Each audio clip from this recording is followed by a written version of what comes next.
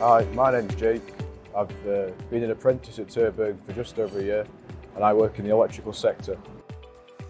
So on a weekly basis I will usually be working in the cabs of the trucks, fitting cables to the trucks, and I'll also be doing a bit of hydraulics.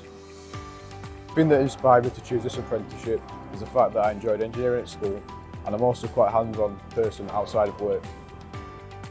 During my apprenticeship at Terberg, I've been able to develop lots of new skills, for example electrical skills, reading electrical diagrams and working with hydraulics.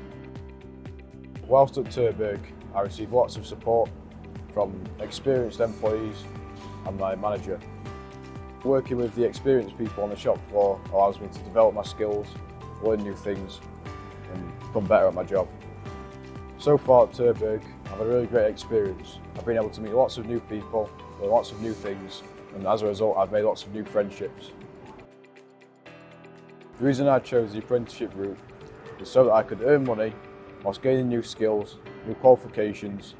If this sounds like something that you'd be interested in, that's why I'd recommend the apprenticeship route to you.